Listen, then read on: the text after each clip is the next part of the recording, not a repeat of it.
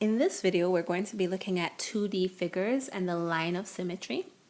We're also going to be looking at rotational symmetry, about a center of symmetry, and finally we're going to look at 3D figures and how you can have either a line or a plane of symmetry. So let's start off first with a line of symmetry and or 2D figures. Okay, so you may know that I love to have this smiley face in my videos whenever I get the chance. All right, so in this figure, we have a line of symmetry because we can actually have a line of reflection going straight through the figure, which can map one side of the figure onto the other side. So for example, if I took a line and it brought that line straight, ooh, that is a terrible straight line. Let's try that again. Straight down the middle, like this. Well, let's pretend with me for a second that that's straight down the middle. So if I took a line, then that would be the line of symmetry. And here's why. It's the line of symmetry because if I take, and I'm going to shade the face, if I take this part of the face, if this were a sheet of paper, for example, I could take the paper and I could fold it along that red line and fold it right over on top of the other side, and it would match perfectly.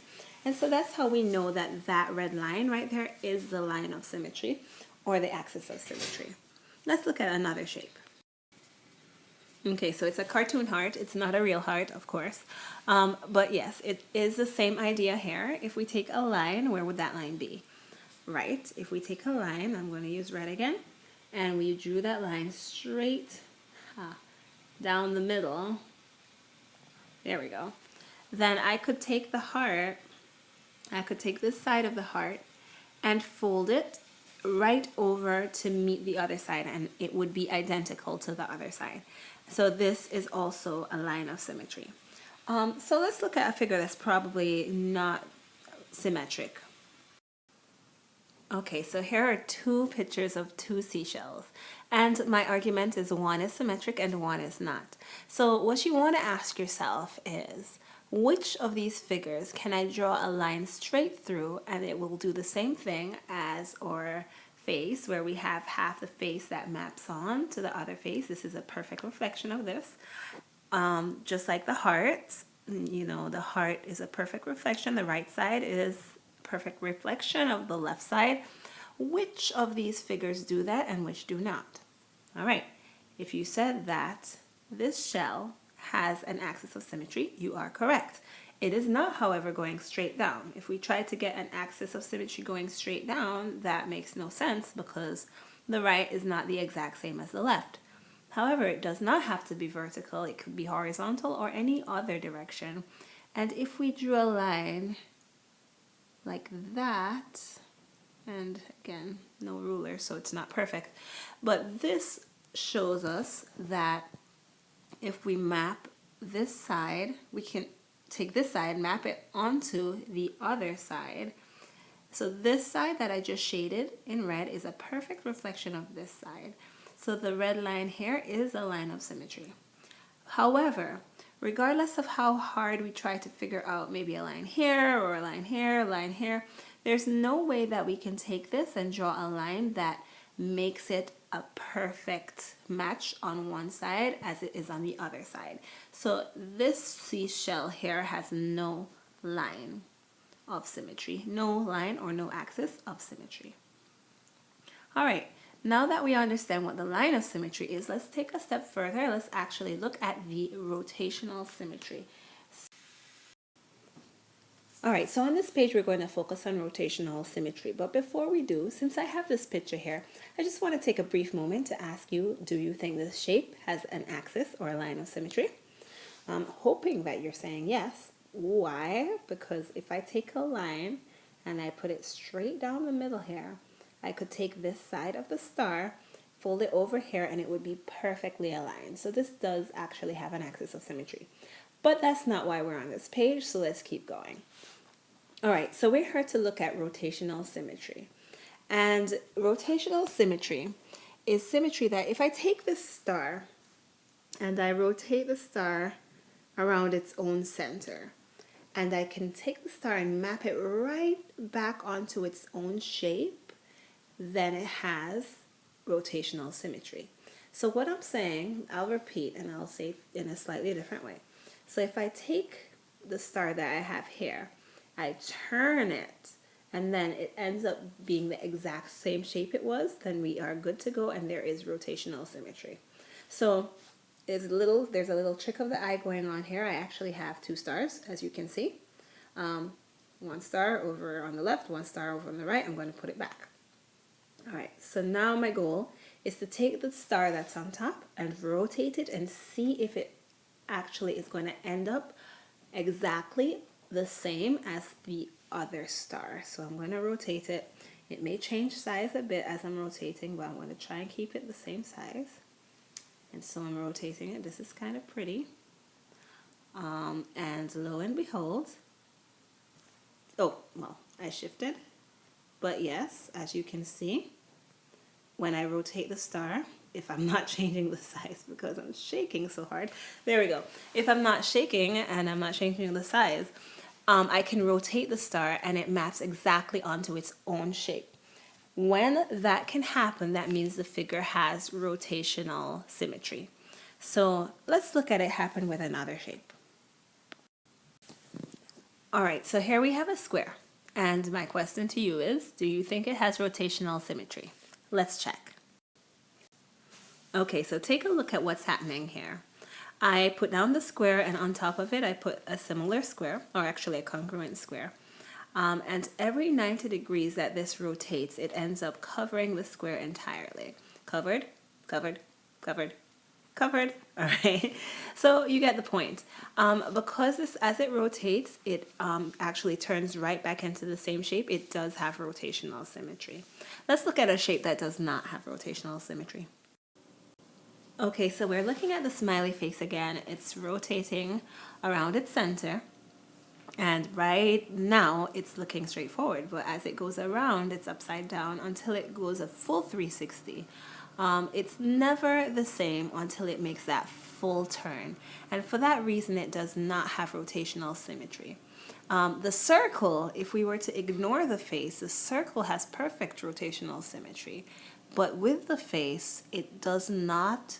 It's never the same until you do a full turn. So again, the face itself has no rotational symmetry. Okay, so finally we're going to look at 3D figures, and we're going to look at the difference between the plane of symmetry and the axis of symmetry. So the plane of symmetry, first of all, I'm going to draw a quick rectangular prism here. And what I want you to imagine is the rectangular prism being cut in half, which it's going to take some visual skills to get there, especially with my drawing skills, but I think we can do it. All right, so you see this square in here is signifying where it could be cut in half. So if I literally took a plane, like a really, really sharp knife of sorts, and I sliced my figure right here, and then these two sections, section one here in the front of the plane and the section on the back of the plane, behind the plane, these sections are now identical, so I slice this exactly in half. This is a plane. The blue plane is a plane of symmetry because it was able to take my shape and slice it directly in half. So think of it like the axis of symmetry in our 2D shape.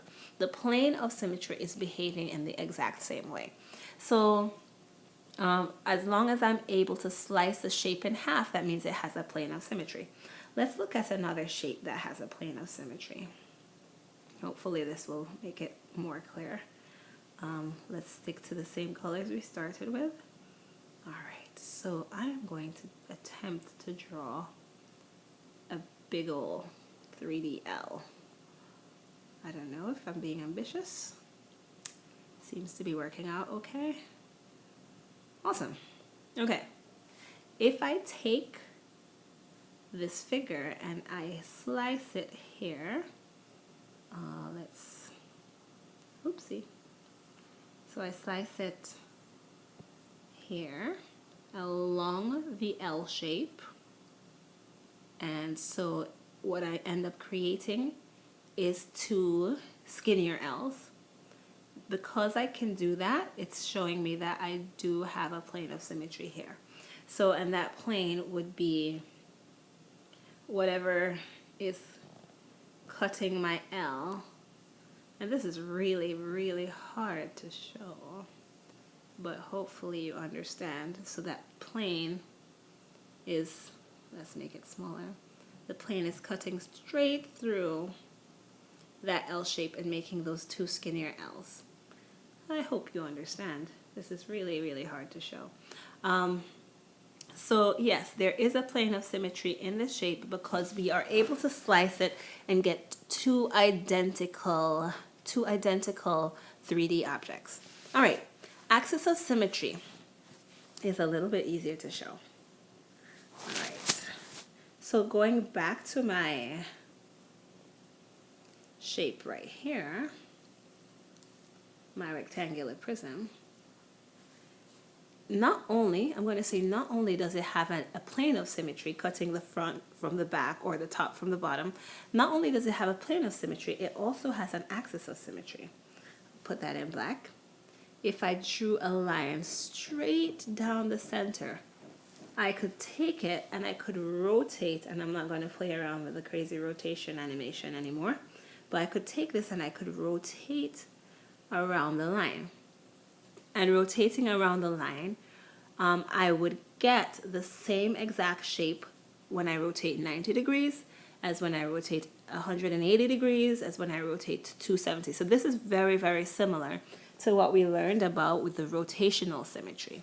So now that we're taking it up to 3D, the axis of symmetry turns, or is somewhat a rotational symmetry. I'll show you another example. So we have a cone here, and if I have an axis going straight through the cone,